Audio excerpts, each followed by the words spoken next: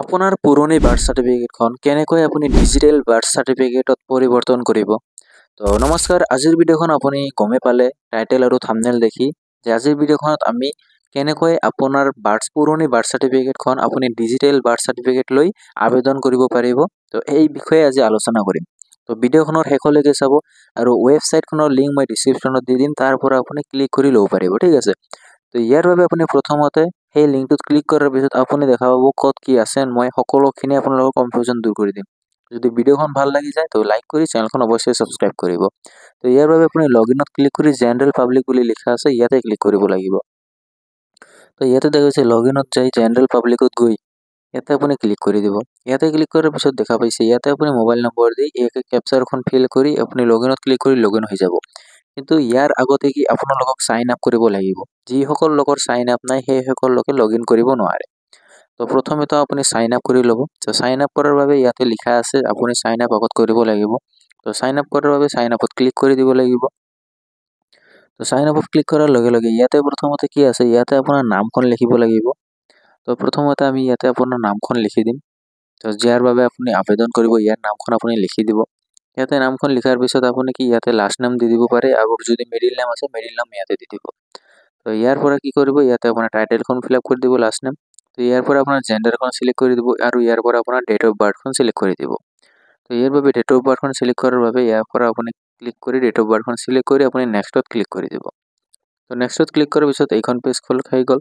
এতিয়া এইখন পেজৰ পৰা কি আপোনাৰ ষ্টেটখন সিলেক্ট কৰি ল'ব। আসামখন সিলেক্ট কৰি লোৱাৰ পিছত আপোনালোকৰ ডিষ্ট্ৰিক্টখন সিলেক্ট কৰি ল'ব। তো এতিয়া সাব ডিষ্ট্ৰিক্ট সিলেক্ট কৰি ল'ব আৰু ইয়াৰ পৰা এতিয়া কি ভিলেজ নে আপুনি টাউনত থাকে এইখন সিলেক্ট কৰি ল'ব। যদি ভিলেজ হয় ভিলেজ, যদি টাউন হয় টাউন সিলেক্ট কৰি লোৱাৰ পিছত ইয়াৰ পৰা আপোনাৰ ভিলেজ নেমখন সিলেক্ট কৰি ল'ব ইয়াৰ পৰা। তো ইয়াৰ পৰা ভিলেজ নেমখন সিলেক্ট কৰাৰ পিছত ইয়াতে আপোনাৰ পিন কোডখন সিলেক্ট কৰি দিব আপোনালোকৰ ডিষ্ট্ৰিক্টৰ। তো পিন কোডখন সিলেক্ট কৰাৰ পিছত কি কৰিব, ইয়াতে আপোনাৰ সকলো হাউচ নাম্বাৰ ষ্ট্ৰীট নেম আছে তো আপুনি দিব পাৰে নিদিব পাৰে, কিন্তু আপোনাৰ পোষ্ট অফিচৰ নামখন দি দিব। তো পোষ্ট অফিচখন দি দিয়াৰ পিছত আপুনি কি ইয়াতে দেখা পাইছে বেক আৰু নেক্সট আছে, কিন্তু আপুনি নেক্সটত ক্লিক কৰি দিব লাগিব। তো নেক্সটত ক্লিক কৰাৰ পিছত কি ইয়াতে আপোনাৰ আধাৰ নম্বৰখন ফিল আপ কৰিব লাগিব। ইয়াতে আপোনাৰ আধাৰ নম্বৰখন টাইপ কৰি দিব। আধাৰ নম্বৰখন টাইপ কৰাৰ পিছত ইয়াৰ পৰা আপুনি নেশ্যনেল আইডিখন সিলেক্ট কৰি ল'ব। ইণ্ডিয়ানখন সিলেক্ট কৰি এই টাৰ্ম এণ্ড কণ্ডিশ্যন বক্সত ক্লিক কৰি আপুনি নেক্সটত ক্লিক কৰি দিব।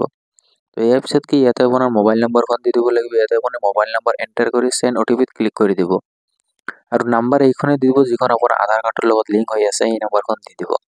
আপোনাৰ মোবাইলত OTPখন অহাৰ পিছত ইয়াতে আপুনি OTPখন ফিল আপ কৰি দিব।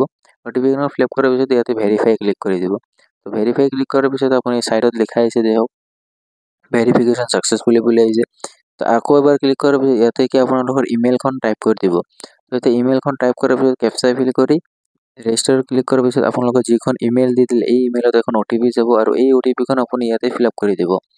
ফিল আপ কৰাৰ পিছত ভেৰিফাই ক্লিক কৰি দিয়াৰ লগে লগে আপোনালোকৰ সাইন আপ কমপ্লিট হৈ যাব আৰু ৰেজিষ্টাৰত আকৌ এবাৰ ইয়াতে কি আপুনি কেপচাৰখন ফিল আপে থাকিব। ৰেজিষ্টাৰত ক্লিক কৰাৰ লগে লগে আপুনি দেখা পাইছে ইয়াতে ছাকচেছফুলি ৰেজিষ্ট্ৰেশ্যন হৈ গ'ল। তো এতিয়া কি ইয়াতে আপুনি মোবাইল নম্বৰখন দি দিব যিখনৰ দি আপুনি ৰেজিষ্টাৰ সাইন আপ কৰিলে। কৰাৰ পিছত আপুনি কেপচাৰখন ফিল কৰি লগইনত ক্লিক কৰি দিব। তো লগইনত ক্লিক কৰাৰ পিছত কি আপোনালোকৰ মাজত এখন নতুন পেজ খোল খাই যাব। নতুন পেজ খোল খোৱাৰ বাবে আপোনাৰ আগত OTPখন আহিব। এই OTPখন আপুনি ইয়াতে ফিল কৰি দিব। তো এই OTPখন সোনকালে ফিল আপ কৰাৰ লগে লগে আপোনালোকে লগইনত ক্লিক কৰি দিব।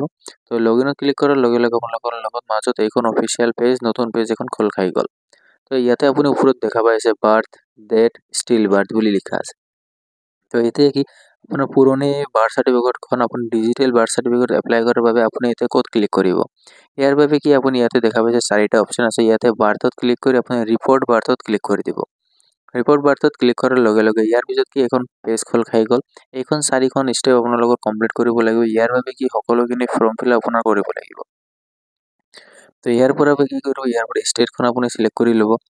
তো ষ্টেটখন সিলেক্ট কৰাৰ লগে লগে ইয়াৰ পৰা কি কৰিব লাগিব, আপুনি আপোনাৰ অসম ষ্টেট অহাৰ পিছত লেংগুৱেজখন অট'মেটিক সিলেক্ট হৈ যাব। তো ইয়াৰ পৰা সকলোখিনি আপুনি অট'মেটিক ফিল আপ দেখা পাব, কিন্তু ইয়াৰ পৰা আপুনি ডেট অফ বাৰ্থখন ফিল আপ কৰি ল'ব যাৰ বাবে আপুনি আবেদন কৰিব। তো ইয়াৰ ডেট অফ বাৰ্থখন ফিল আপ কৰাৰ লগে লগে আপোনালোকে এণ্টাৰ কৰিব লাগিব। তো আকৌ এবাৰ ইয়াতে ছাইডত দেখা পাইছে আকৌ এবাৰ ডেট অফ বাৰ্থখন টাইপ কৰি দিব লাগিব, মানে ইয়াৰ পৰা সিলেক্ট কৰি ল'ব লাগিব। ইয়াৰ পিছত কি কৰিব লাগিব, যদিহে আধাৰ কাৰ্ড আছে যাৰ নামত আপুনি আবেদন কৰি আছে, যদি ইয়াৰ আধাৰ কাৰ্ড আছে তো আধাৰ সিলেক্ট কৰি ল'ব। যদি আধাৰ কাৰ্ড নাই তো EID সিলেক্ট কৰি ল'ব। যদি আধাৰ কাৰ্ড আছে তেতিয়াহ'লে কি আধাৰ নম্বৰখন ছাইডত দি দিব লাগিব।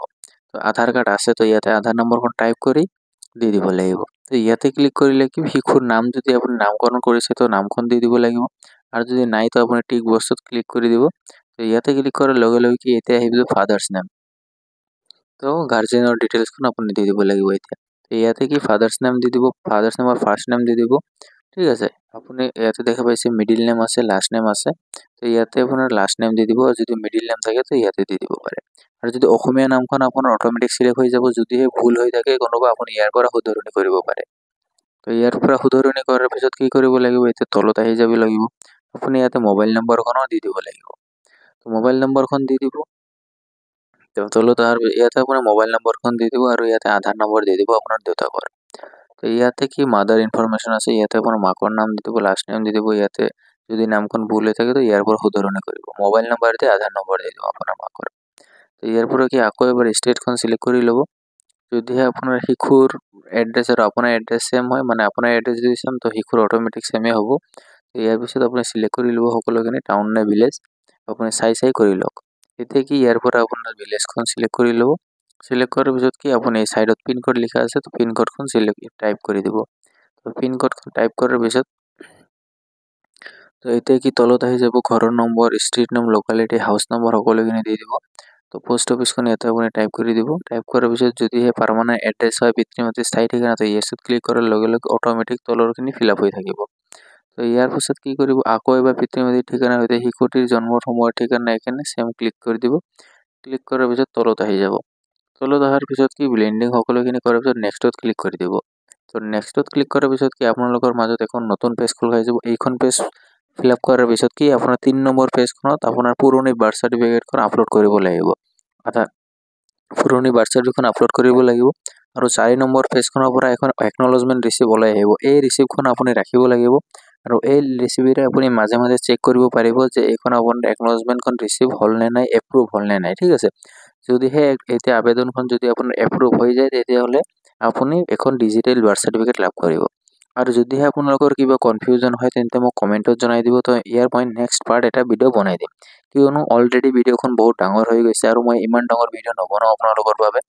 যদি কিবা অসুবিধা হয় তো আপুনি কমেণ্ট কৰি দিব, মই নিশ্চয় আকৌ এখন ভিডিঅ' আপোনালোকৰ বাবে লৈ আহিম। তো 4 নম্বৰ ষ্টেপত কি একনলেজমেণ্ট ৰিচিপ্টখন আপুনি ৰাখি দিব। যদি কম্পিউটাৰত কৰি থাকে তো প্ৰিণ্ট কৰি ওলাই ল'ব, আৰু যদি মোবাইলত কৰি থাকে তো স্ক্ৰীনশ্বট মাৰি বা ছেভ কৰি ৰাখি দিব। তো আজিৰ কাৰণে বিদায় লৈছোঁ।